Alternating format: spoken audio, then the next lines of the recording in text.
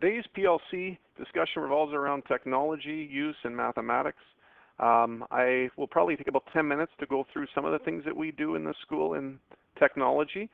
As long as there's not too many questions. Teresa, save your questions for the end, please. Can you put your hand down? Okay, first page, smart boards. Smart boards are definitely something that we use heavily in the area of mathematics. It makes things way more visual. Presentations become more interesting. The use of podcasts to help explain examples with the advent of YouTube and different websites that now have millions of different opportunities for kids to get help that they need through similar types of podcasts. I'll talk a little bit about how we use document cameras and smart response mechanisms to help our craft. For example, I'm going to start with a question that we use a lot in grade 9 trigonometry. We teach angles and sides of right triangles. One of the things that kids have to do is they need to measure the height of the flagpole in front of the school. Before smartboards, we would have just made a sketch of this diagram, and now with Smart Notebook, it's easy to embed pictures and use those to help us in our diagrams. So I can take this picture that I've taken with a notepad at the front of the school, and I can now add to it. I can add to it the sides that I require the kids to measure and get a much more accurate depiction of this situation. So I can use protractors to help measure the angles to a very good level of accuracy. I can use rulers that I could access at the top of my Smart Notebook camera that I could use to measure the distance the policeman is from the pole. I can now use my markers to write in numbers of measures. So I measured this angle to be 63 degrees, let's say. I measured this distance to be 12 meters. And now the kids are really to work with a very accurate, motivating design. This is an example of a solution the kids might hand in on that specific question. Dealing with trigonometric concepts, this solution was taken with a document camera.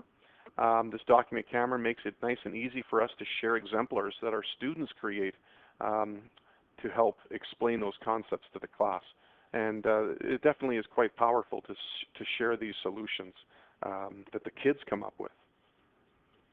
That being said, this would be a good time to bring in a resource that we use a lot in our department, that being a graphing calculator, to simulate what the kids need to do with respect to some of these calculations.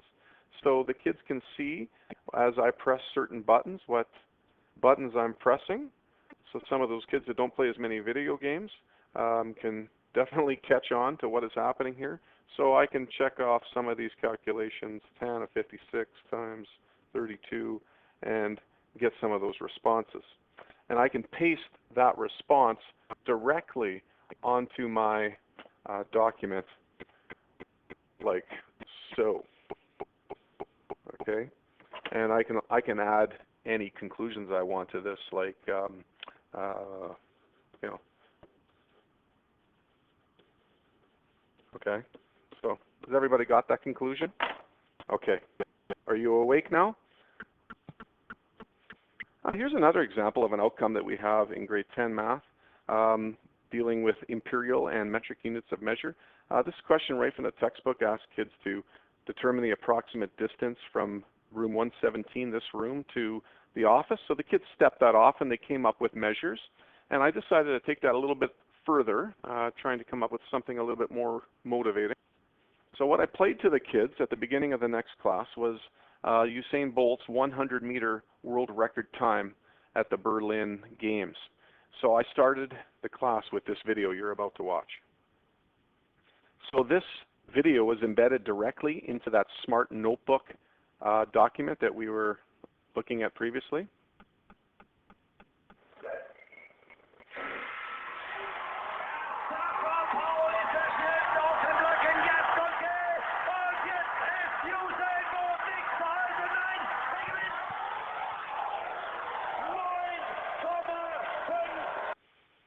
So the kids were now asked to take that world record time in 9.58 seconds and use to take this question and try and find out exactly how long it would take this Usain Bolt to run from our classroom to the office. And after watching that video, the kids were quite interested in partaking on that, and we actually took it a step further.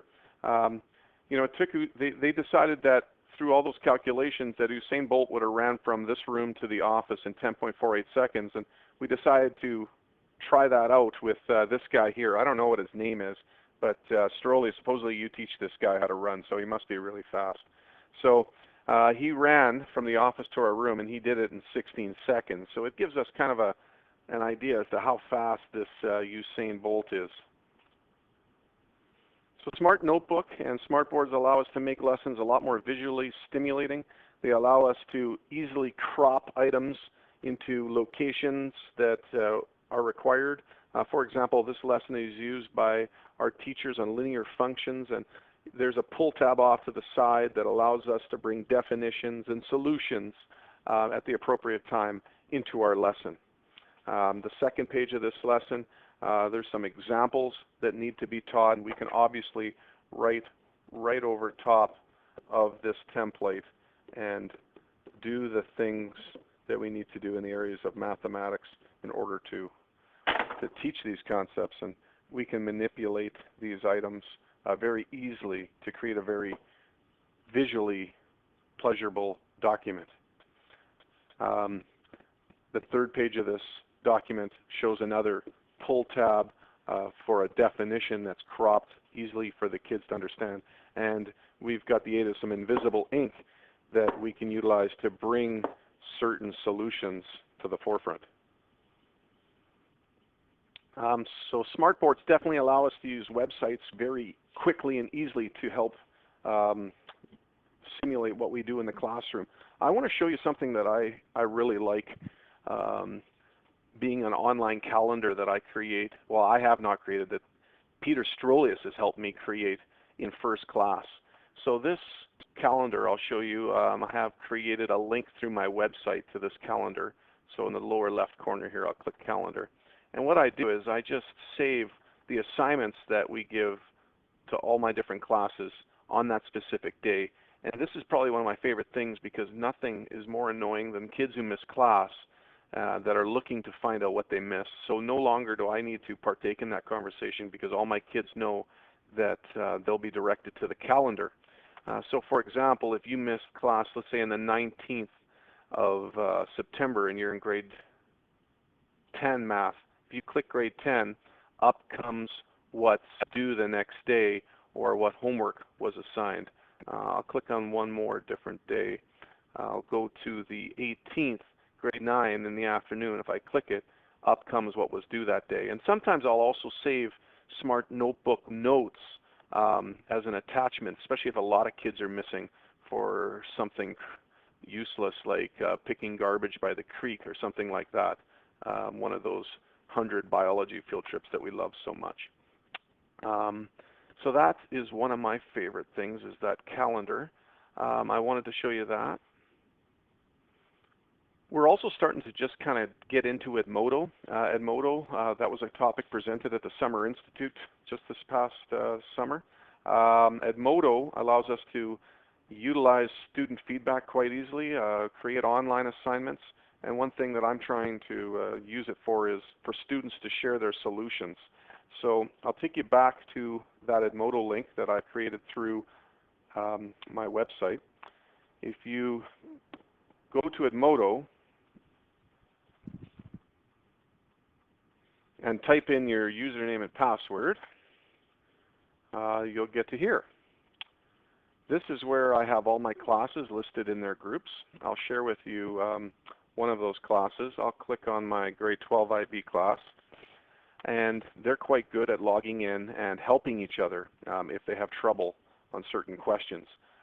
This is nice for classes that go every second day, because with there being a fair bit of time in between classes sometimes, the kids have an opportunity to post questions and answers. I created for these kids a problem of the week assignment, and it says right here, problem of the week number 1, and it says that there's 8 people that have turned it in. So if I click on turned in 8, I will see the pictures and the assignments of those people that actually turned it in. So for example, if I click on Jude Hammam, this is her assignment. If I click it, it will open or not. Let me go to one that I know will open. This is Amy Carvey's assignment. So I can mark it online, and she obviously has taken a picture of this with a document camera or a webcam, or perhaps she's got a printer that scans. So it's kind of a different way to access student work. One thing I'm liking about Edmodo as well is for kids who miss class, a lot of them are going on there and asking questions as to what the assignments were. So if they're not smart enough to open the calendar, this gives them another way to find out from their classmates what's due and what's happening in class. And also, kids are asking questions of certain things that they're having trouble with. And instead of me always being the go-to for the answers, they're able to help each other out a little bit more than before. JJ, your leg's shaking. Stop shaking. It's almost over. You'll be okay. Relax. Okay, one of the last things I want to show you is this IXL program that our school has now set up for our kids. It allows us to differentiate outcomes for the variety of different types of students that we have. So I've created an access to this as well at my website. So the kids go to IXL. They have their username and password. I'll type in here quickly. Doing okay? Alrighty. All right, come on. Come on. Get in there. You can do it. All right, now I'm in. So here's the grade levels that IXL has programs set up for. I'll go to the grade 9 program. In grade 9, here are all the outcomes that we teach in grade 9. And this is kind of like a practice website where they can go and practice the concepts that we teach them. It's not a teaching website. So for example, if I click on, well, since my audience here is a little bit slower, I'm going to go to grade 3 actually. And if I go to, let's say, put numbers in order, this would be an example of a question we'd face. If you arrange the numbers of greatest to least, which one number would come fourth? Greatest to least. 1, 2, 3. 20? I don't know if I got that right. Yes. And notice on the right, my SMART score increases. As I answer more questions correctly and quickly, that score goes up. If I get a score of 70, I get a certificate. 80, I get 2 certificates. So I get 100, that's considered mastery, and I get 3 certificates. One of the best things about this website, I'll get this one wrong on purpose, and you'll notice my score will go down, and it'll give me an explanation as to why I got it wrong. One of the best things about this website is at the top, I get reports on exactly how much time each of my kids has spent on this website and on each of the different things that they work on. So it's great for parents, it's great for the kids to see their progress, and it's great for me to see how hard they're working.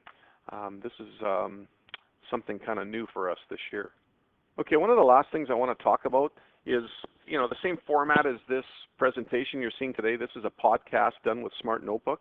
I'm now able actually to miss more school time because from home, in back of my computer, in the Bird outfit, I can now create lessons that need to be taught in the classroom just behind my own computer and just send them to the school. So I've done this before, and I've had just Rick Wheeler open this podcast on my desktop, and basically he can sit down and just watch it happen. And the best thing is I don't feel like I'm falling behind with these kids. I basically don't have to be here anymore. So for example, here's an example of a podcast that I used in a grade 12 sinusoidal outcome. So I'll just play a little bit for you. Most popular tourist destinations in the world. We have the temperature chart to the right here. And I've labeled my axes. You'll notice that the y-axis is temperature, x-axis is the month. I've broken up my graph accordingly, and now I'll plot some points. And these are average values. So okay, so you can see that I'm talking and writing at the same time. I'll just fast forward to a different part in this podcast. Okay, there we go. play. September 18.6.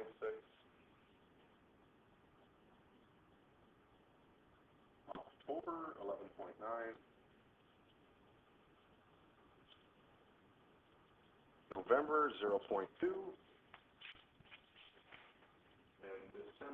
So basically the moral of the story is I can go through a variety of different questions with my kids without actually being in the room. So, and what I do with these podcasts is I upload them to a website that allows for large video files. So here I had quite a few kids miss a few classes there for what else but another biology field trip.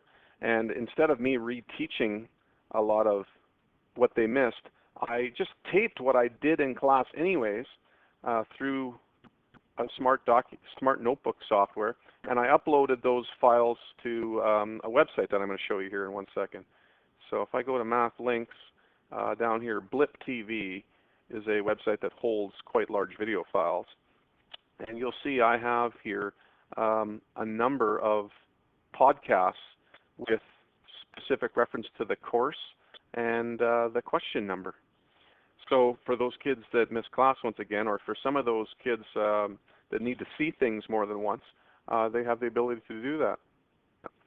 Well, there you have it. That almost brings to conclusion our mathematics department PLC discussion on technology. One thing that I wanted to use, but I just for some reason couldn't get it to work, was some of our teachers are teaching online courses, and online courses, much like the IXL program, have all the outcomes and all the information and online assignments accessible for kids that our teachers are working with to help facilitate what they're doing in their classroom. So that being a flipped classroom design where, you know, once in a while we're hoping that the kids go home and watch the podcasts, flipped classes, pay attention here, we're not done yet, and they come to class and work on the assignment, okay? You know, that was kind of like what Mike had talked about earlier in the year about maybe using Khan Academy just to facilitate and get kids having certain things taught from different angles. Thank you.